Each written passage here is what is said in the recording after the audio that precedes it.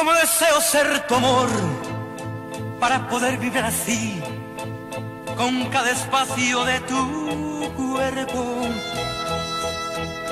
Como deseo ver la luz de la mañana y junto a mí sentir aliento de tu boca. Como deseo ser aquel que compartiendo está tu amor y está bebiendo aquel anís de maravillas que eres tú. Como deseo ser tu amor para poder vivir así. Corría el año 1910, concretamente el 15 de junio, cuando llega al mundo Manuel Pineda González, un vecino al que hoy dedicamos este reportaje. Para hablarnos de él hemos contado con la colaboración de Fernando López, que nos va a ampliar un poquito pues quién fue esta persona y sobre todo darle a conocer a aquellas generaciones más jóvenes que no sepan de quién estamos hablando. ¿Quién fue Manuel Pineda González? Bueno, Manuel Pineda González fue en aquellos años de la Segunda República una figura importante dentro del sindicalismo aquí en Castiblanco.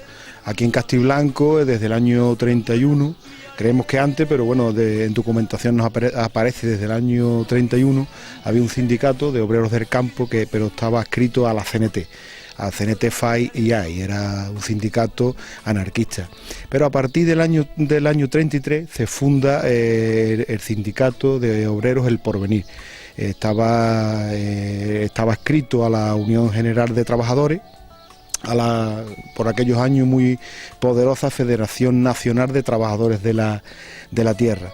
Y Manuel Pineda pues fue desde primera hora el presidente de este sindicato. Pues en aquellos años los sindicatos pues estaban muy activos en lo que era las luchas sindicales de los jornaleros y los obreros del campo por sus reivindicaciones, sobre todo salariales, y bueno, y muy implicados en lo que en aquellos años fue la bandera de la lucha sindical, que fue la reforma agraria. Fernando, todos sabemos que Castiblanco es un pueblo obrero, un pueblo en el que sus vecinos se dedicaban normalmente a las actividades agrícolas, pero si queremos dedicar también este reportaje a la figura de Manuel Pineda González, porque tuvo mucho que ver con el patrimonio de nuestro pueblo. Prueba de ello es que prácticamente todas las imágenes que hoy tiene la iglesia están aquí gracias a su labor y a su función. Pues sí, Castiblanco tiene una deuda pendiente, ¿no? Digamos con Pineda, las hermandades y bueno, y todos los castiblanqueños, porque nuestro patrimonio está intacto gracias a su intervención directa, ¿no? El 18 de julio del 36, que es cuando empieza la guerra, pues se subleva la guarnición militar de Sevilla. El mismo 18 lo que tienen ocupado es el centro y la Plaza Nueva y lo que es el centro de la ciudad. Ya hasta el día 23 se dedican a ocupar lo que es Sevilla entera, y a partir del día 23 de julio pues ya empiezan a ocupar los pueblos. Castiblanco hasta el 3 de agosto del 36 pues no es ocupado. Durante este periodo que va del 18 de julio al 3 de agosto, Castiblanco permanece dentro de lo que es la legalidad republicana, ¿no? Entonces se constituye en Castiblanco un comité, como se hizo en todos los lugares donde imperó el gobierno de la República, un comité formado por los sindicatos y partidos del Frente Popular. Pineda, al ser presidente del sindicato de la UGT, que era el sindicato en aquellos momentos mayoritario y el que tenía más volumen de afiliados y era el más potente, pues se convirtió en el presidente de este comité. También había miembros del ayuntamiento, como el teniente alcalde Niño Gloria, José Álvarez Villacaba, y bueno, representantes de otros partidos. Pero el presidente del comité era Pineda. Entonces las medidas que se toman en Castiblanco fue... se detuvo a personas de derecha que se le tenía retenidos en las sacristías de la iglesia parroquial. Fernando, si te parece, ya nos estás adelantando y metiéndonos un poquito más, pero vamos a hacer distintas paradas para conocer la vida de esta persona, de este vecino. Nos vas a contar ese acontecimiento que es uno de los más importantes de la vida de Manuel Pineda, pero antes de llegar ahí nos tenemos que venir a esta calle. Nos encontramos en Altozano. Sí, nos encontramos en la calle Altozano. Aquí en esta calle pues nace Manuel Pineda. Manuel Pineda, como tú has comentado antes, nace el 15 de junio de 1910, en aquellos años cuando nos estamos centrándonos en nuestra historia, pues tenía 26 años. Con 26 años era bastante joven, porque la mayoría de edad estaba en 22, 23 años, entonces era una persona joven. pero desde siempre había estado muy involucrado en las luchas sindicales. Ya aparecen luchas sindicales, digamos que una problemática por la recolección de la palma que hubo con vecinos de Brenes, porque era una de las fuentes de sustento. Ya en aquellos años antes de la guerra ya había fábricas de crin vegetal, que desde luego fue tan importante en los años 40 y 50 y 60 en nuestro pueblo, pero ya en aquellos años pues venían obreros de Brenes y se producían ciertos, digamos, problemática con los obreros de Castiblanco, y ya él interviene en una comisión de obreros. Ya a raíz de entonces fue después cuando ya se funda el sindicato y ya su papel fue ya mucho más importante. Fernando, un hombre comprometido con sus vecinos, con la igualdad de derechos.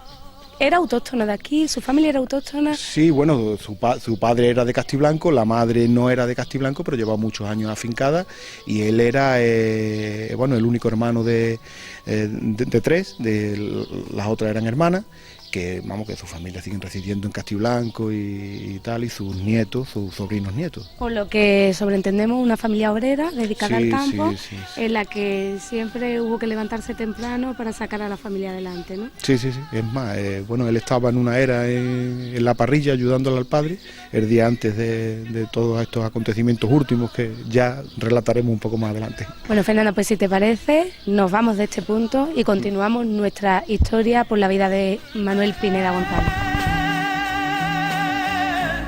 Como un ave que retorna a su nidal, verás que pronto volveré y me quedaré por esa paz que siempre, siempre tú me das, que tú me das, y volveré.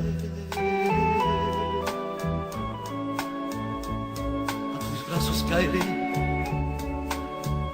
las estrellas brillarán,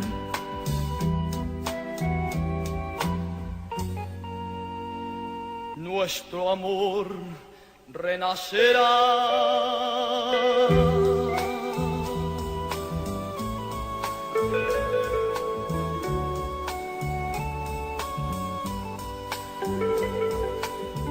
De la zona de Altozano nos trasladamos a la calle Nuestro Padre Jesús Nazareno, antiguamente Jesús Escribano, donde es otro de los puntos importantes en la vida de este castiblanqueño. ¿Por qué, Fernando? Bueno, pues de la calle Altozano se muda la familia, se muda aquí, con sus padres y sus hermanas, se muda aquí a la calle Jesús Escribano, que en aquellos años se llamaba así. Y después sería González Guerrero y actualmente Nuestro Padre Jesús, ¿no? Y bueno, él seguía las labores propias del campo, ayudándole a sus padres, y se dedicaban había un término que eran pegujalero. Pegujalero era el que labraba tierra que no eran suyas, después le entregaba parte al propietario y se quedaba con parte de la cosecha. Pagaban, digamos, una fianza y labraban las tierras. Para ponernos en contexto, ¿cómo era el Castiblanco de aquella época, Fernando?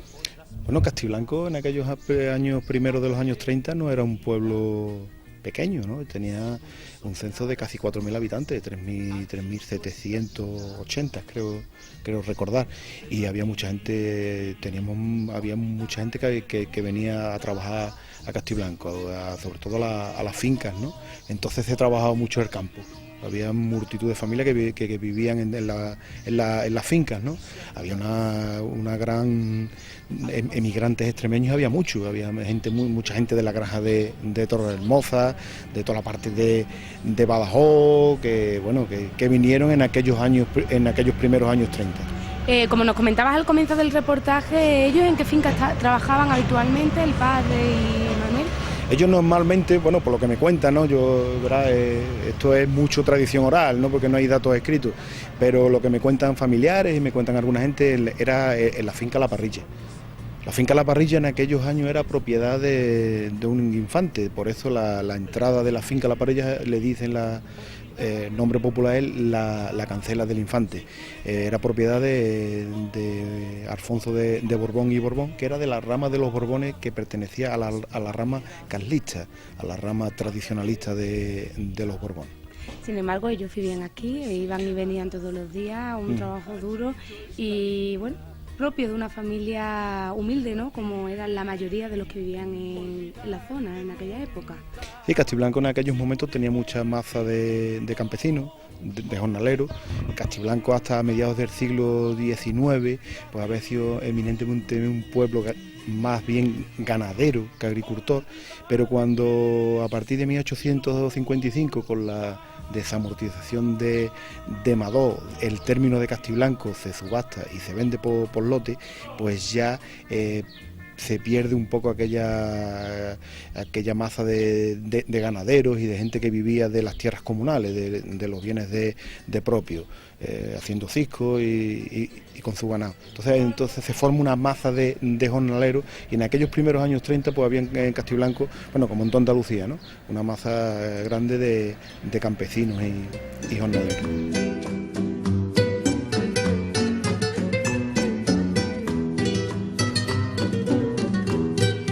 Déjeme tranquilo, señor abogado, no quiero defensa, prefiero morir. Yo la he matado porque se ha burlado de mi amor sincero delante de Dios.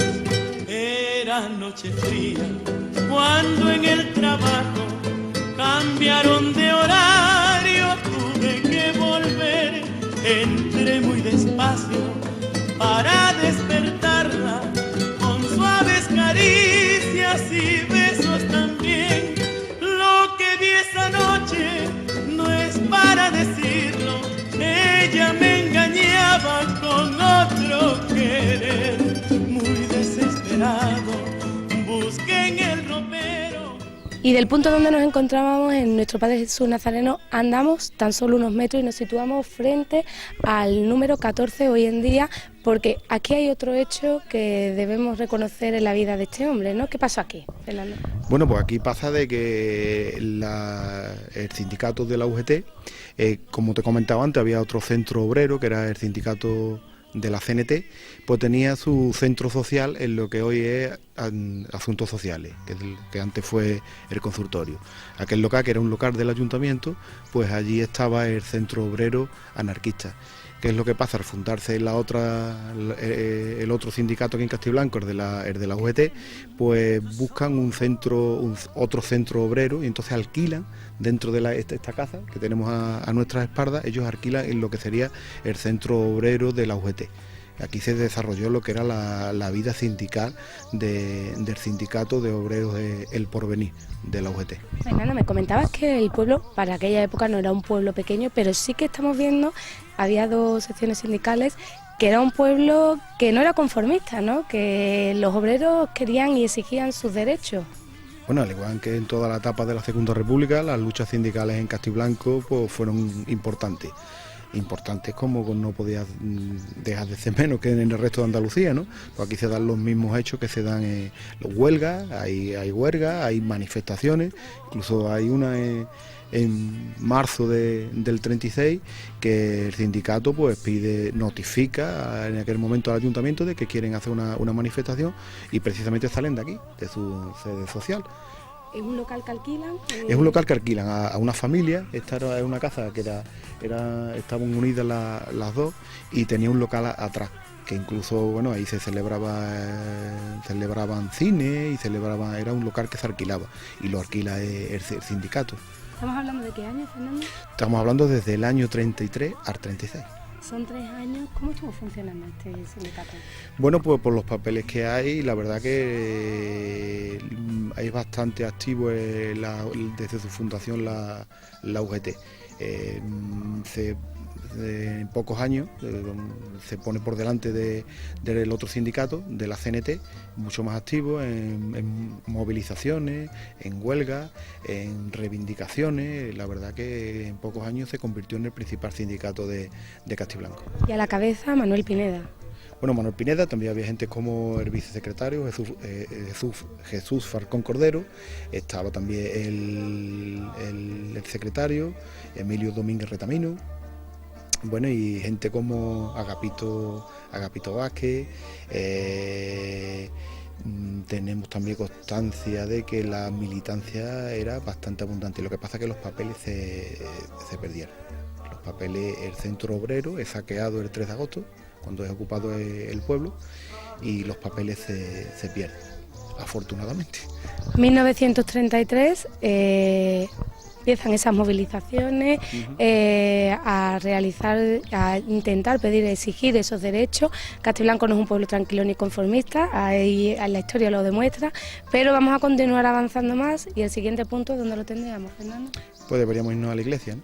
Bueno, pues vámonos y a ver qué nos contáis allí. Estaba marcada. Sigo insistiendo en tu amor que se perdió en la nada. Hoy vivo caminando sin saber dónde llegar. Tal vez caminando la vida nos vuelva a contar. No, no, no, no. Ya no debo pensar que te amé.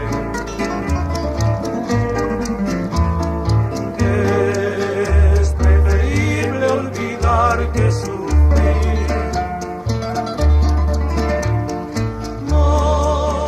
2 de agosto de 1936, como ha dicho Fernando, ya nos ha adelantado, la iglesia ocupa un lugar importantísimo en los hechos que a continuación nos vas a relatar. ¿Qué pasó ese día, Fernando? Bueno, había pasado los días antes, ¿no? Como te había comentado antes, se constituye un comité del Frente Popular aquí en Castiblanco, cuyo presidente era Pineda, también compuesto de miembros de los demás sindicatos y partidos políticos, y entonces pues... como también he dicho antes, ¿no? Se adoptan por las medidas que se habían adoptado en todos los sitios donde imperó la legalidad republicana. Se detuvieron a personas de derecha, significativas de la derecha local. Yo creo que más para evitar que le hicieran algo como para que hacerle algo. ¿Por qué? Porque había una cárcel en el ayuntamiento, y lo que se utiliza de cárcel es la iglesia, la sacristía de la iglesia. Aquí hay constancia de 5 detenidos. Después también la iglesia se utiliza como almacén de víveres. Trigo, porque también se requisó alimento, trigo y algún que otro ganado para sacrificarlo, para alimentar a la población. Se hicieron requisas en fincas como La Grulla, como El Pino, como Matute. Entonces se trajeron aquí al Cozo, a lo que era el matadero, se sacrifican y se reparte a la población. Y el trigo y los víveres se almacenaban en la iglesia. Pero el 12 de agosto, pues digamos que los acontecimientos se precipitan, ¿no? Enterados aquí en Castiblanco de que vienen los anarquistas de Constantina. Los anarquistas de Constantina estaban mucho más politizados y eran mucho más extremistas que los de aquí, por ejemplo, ¿no? Y allá en Constantina pues habían quemado todas las iglesias, habían detenido a muchísima gente de la derecha, incluso se habían producido ya algunos asesinatos. Y enterados aquí de que vienen los anarquistas, Pineda va y libera a los presos de aquí. Los 5 detenidos los libera. Le dice, mira, nosotros no teníamos pensado hacernos nada, pero estos que vienen de fuera no me fío de ellos, y los libera. Y en combinación con el cura párroco de aquellos años de Castiblanco, don Antonio Torrado, que llevaba 50 años aquí en el pueblo, pues y las hermandades locales sacan las imágenes titulares de todas las hermandades del pueblo, ¿no? Es cuando sacan a Veracruz, sacan a Padre Jesús y a la Soledad. Entonces la iglesia pues la dejan sin imágenes. Y cuando llegan los anarquistas, que llegan sobre media tarde del día 2 de agosto, llegan cuatro camiones de milicianos, pues llegan aquí a la plaza de iglesia. Y lo primero que querían hacer era quemar la iglesia. Pineda se opone, dicen, la iglesia no la quemáis. Si queréis, dice, los guardias están acuartelados, el cuartel de la Guardia Civil, situado al final de la calle Miguel Hernández, la actual calle Miguel Hernández, en confluencia con la calle Real, estaba el cuartel de la Guardia Civil. Dice la Guardia Civil, que estaba implicada en la sublevación militar, pues estaban acuartelados desde el día 18 de julio. Entonces los anarquistas desisten de quemar la iglesia se van para el cuartel y en la madrugada pues intentan de tomar cuartel. Le disparan, intentan de quemar parte del techo, pero no lo consiguen. Ya en la mañana del 3 de agosto pues se van para Constantina y vuelan los 2 últimos ojos del puente del río Biar. Ahora vamos a dar un paseo vamos a seguir andando por lo que es Avenida de España hasta desembarcar en ese cuartel, pero Fernando, quiero hacer un inciso y recalcar con lo que empezábamos este reportaje. Gracias a este hombre, a la figura de Manuel Pineda, hoy en día, parte de la Semana Santa, sigue estando por la labor, la función que él tuvo. Yo creo, como dije al principio, ¿no?, de que Castiblanco pues le debe a este hombre un reconocimiento, ¿no?, porque él en un momento dado, porque date cuenta que estamos hablando de unos momentos dramáticos, por aquí por Castiblanco estaban pasando todos los huidos que venían de Sevilla, ya se sabía lo que estaba pasando, ¿no?, que se estaba convirtiendo todo en una guerra civil, ¿no? Entonces este hombre impide que aquí haya ningún atropello a las personas e impide que nuestro patrimonio artístico e histórico pues se mantenga intacto.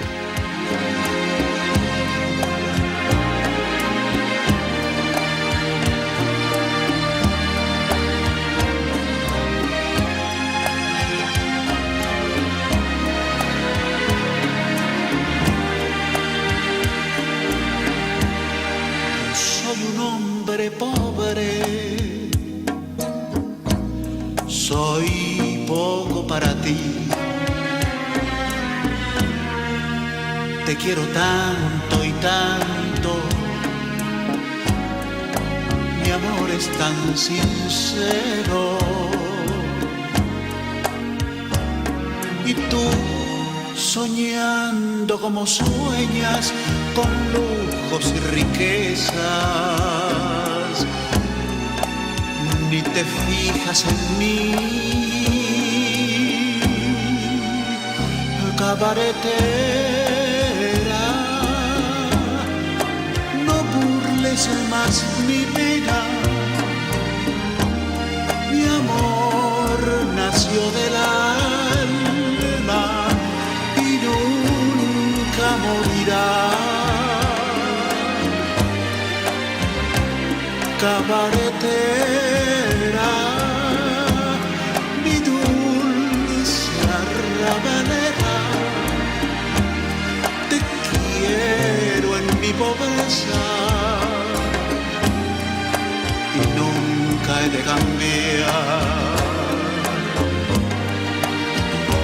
Adiós, tan solo pido. Para entender ese ambiente de crispación que se vive en el pueblo en estos días, primeros de agosto del 36, nos hemos trasladado, como ya hemos dicho, en la iglesia a lo que era el antiguo cuartel de la Guardia Civil, donde 5 familias se quedan aquí, ¿no?, a la espera de ver qué acontecimientos ocurren. Pues sí, había en aquel momento un cabo y 4 guardias con su familia que sufren, estaban acuartelados desde el mismo 18. La Guardia Civil de Sevilla, la comandancia de exterior estaba toda implicada en la sublevación militar. Tanto así que su jefe, el jefe de la comandancia de exteriores, el comandante Santiago Garrigo, estaba implicado en toda la conspiración en Sevilla y fue pieza clave en el triunfo del golpe en la capital. Y el Castiblanco pues habían cursado órdenes a todos los comandantes de puestos de que estuvieran acuartelados en los pueblos donde hubiera resistencia, donde se hubieran formado los comités, hasta la espera de recibir ayuda por parte de las columnas que estaban saliendo de Sevilla. Venimos diciendo a lo largo de este reportaje que Castiblanco no era un pueblo que se conformaba con lo que le venía, era un pueblo que tenía 2 agrupaciones sindicales, que se movía. Sin embargo, después, por otro lado, lo vemos que es un pueblo tranquilo, porque aquí se impuso la República, sin embargo, pues no atacaron el cuartel, vinieron de fuera a atacarlo.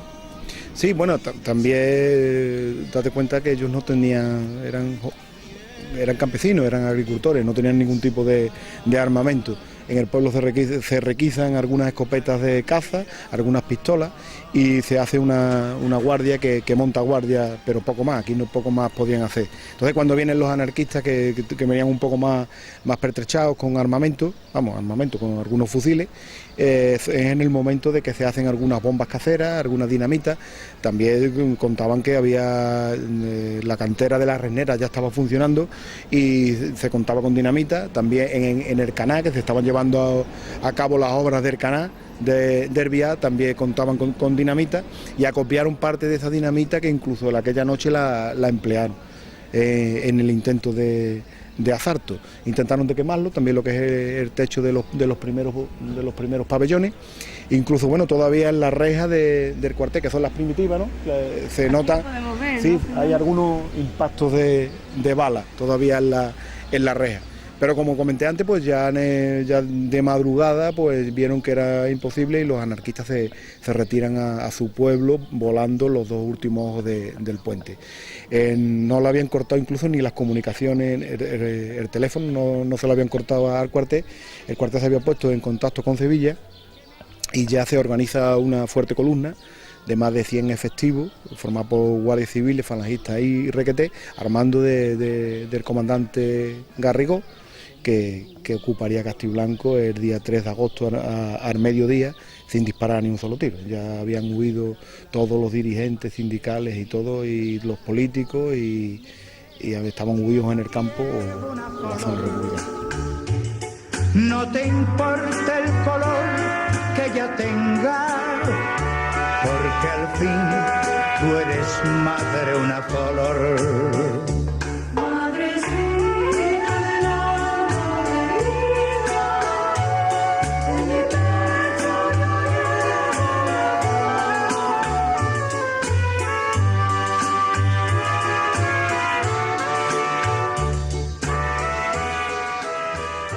Nos vamos situando en una de las últimas ubicaciones de nuestro reportaje y es que seguramente este paisaje que vemos aquí a nuestras espaldas sería el que viera por última vez Manuel Pineda González cuando se dispuso a salir de nuestro pueblo el 4 de agosto.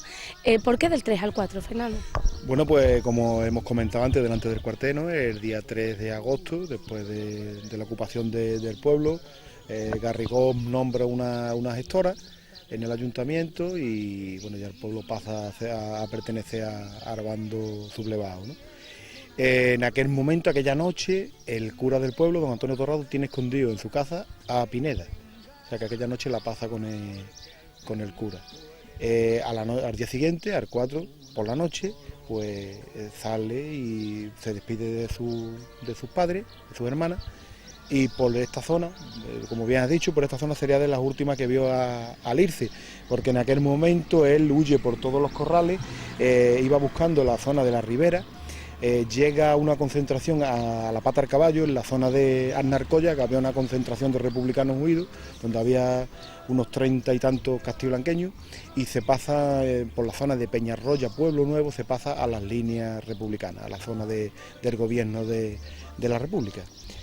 Fernando, imagino que serían no solo Manuel Pineda González, serían muchos los vecinos que tendrían que tomar esta decisión, despedirse de sus familias y huir. Bueno, sí, hay varios exiliados de aquí de Castiblanco, estamos hablando de un grupo numeroso, de 35 a 40 que huyen de Castiblanco. También hay un grupo que se queda en el término municipal, escondido en la finca, que luego pues tendrá sus consecuencias, porque claro, al no irse, ellos se presentan y después son detenidos y algunos son asesinados. ¿Qué vida le siguió a Manuel? Bueno, pues Manuel con varios castiblanqueños llegan a Madrid. Allí pues se alista al ejército de la República y es enviado a la zona de Valencia, a Levante. Allí participa en los frentes de Levante y cuando se empieza la batalla del Ebro, en julio del año 38, de 1938, pues participa en la batalla del Ebro. Incluso allí pues ahí tenemos testimonios orales de que se encuentra con otro castiblanqueño, con Pedro Illán Aguirre, que era comisario político en la 13 Brigada Internacional, y cuando ya en noviembre del 38, que ya los republicanos tienen prácticamente perdida aquella batalla, que es una de las más cruentas de la guerra civil, pues Pineda le dice a nuestro paisano Pedro, Pedro, hay que seguir huyendo, dice, yo ya no huyo más. Pues sería la última vez que se tiene constancia de este castiblanqueño, de Pedro Illán. Él continúa ya con el desplome ya de Cataluña, en enero, febrero del 39, pasa a Francia, con todos los cuerpos de ejército republicano y con todos los exiliados, ¿no? Hay más de 500.000 entre refugiados y soldados. Allí los franceses, el gobierno de Francia, pone a los españoles en campos de concentración. Entonces en uno de ellos pues llega nuestro paisano, hasta que ya con la entrada de Francia en la Segunda Guerra Mundial, cuando es ocupada en el mes de junio, mayo-junio del año 40, son liberados de los campos de refugiados, y él pues se inicia una vida laboral allí en una mina en Francia. O sea, su residencia la ubica en Sí, Francia. sí, sí. Es imposible pensar en volver. No, en aquel momento pues es imposible, pues bueno, aparte que son los años de la Segunda Guerra Mundial, y después pues el régimen de Franco pues se consolida y llegó hasta el año 75. Hay varios, bueno, solo allí en la zona de Francia hay varios castiblanqueños más, como Pineda. Tenemos constancia de Valeriano Acuña, tenemos constancia de Máximo Vadillo, Jesús Farcón Cordero, y bueno, y algunos hasta en Rusia. Llegó un castiblanqueño que era José Terrón Jarillo, también llegó a Rusia. ¿El rey hizo allí su vida, tuvo su familia? Sí, según la familia de aquí de Castiblanco, ellos, porque tampoco tenían muchos datos, y creen que rehizo su vida allí. Bueno, él trabajó allí, después tuvo un accidente en la mina, se quedó atrapado en una galería, y sufrió ya la baja laboral porque quedó atrapado y las piernas se accidentó, y estuvo 5 días en una galería sepultado hasta que lo rescataron, pero ya después no pudo trabajar más, estaba de baja. A escondidas, en las sombras de la noche nuestras almas juntas van, prisioneras de un cariño que nos lo quieren robar. A escondidas y en voz baja yo te digo que te quiero, como si fuera un pecado tengo que llevar oculto y a escondidas nuestro amor. A escondidas he de verte y he de hablarte, a escondidas suspirarte. Después de su marcha, y cuando Pineda pensaba que nunca más regresaría a Castiblanco, pasó un hecho insólito. Nos situamos en 1968, justo 30 años después de que Manuel Pineda saliera por esa zona, en la zona del Pilar, volvió a Castiblanco. ¿Cómo sucedió? Bueno, pues en aquellos años piden recomendaciones y firma la gente de Castiblanco que él había liberado, y y más gente, ¿no?, que dio la cara por él y pudo volver. En aquel verano del año 68, pues Pineda vuelve a su pueblo. Entonces, pues aquello fue, digamos, que un hecho que mucha gente lo recordaba, la vuelta de Pineda a Castiblanco. Ya pues vino, visitó a su familia, ya habían fallecido su padre, no lo pudo volver a ver, pero bueno, sus hermanas, sus sobrinos nietos, y ya a partir de aquella fecha, pues todos los veranos, Pineda pasaba largas temporadas aquí en su pueblo, hasta el año 96, que él fallece ya en Francia.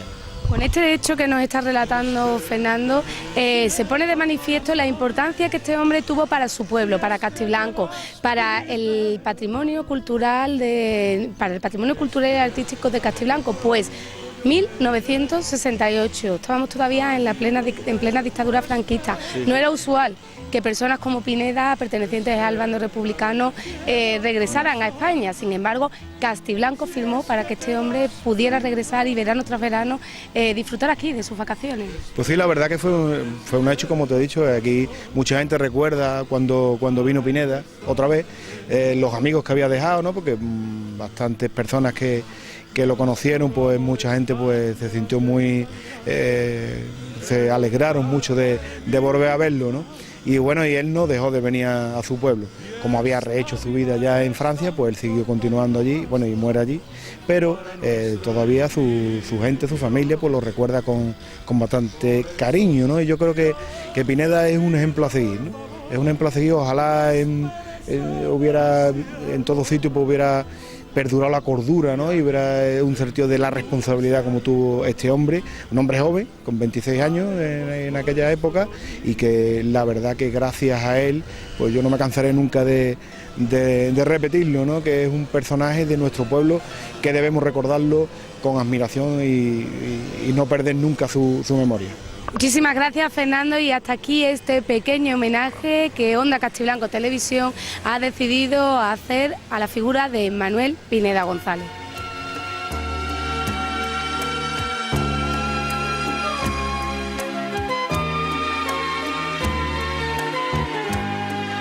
De mi corazón al tuyo hay solo un paso, de tu corazón al mío. Qué camino más largo, estoy cerca de ti, porque te quiero como tú no me quieres. Estás lejos, muy lejos de mí.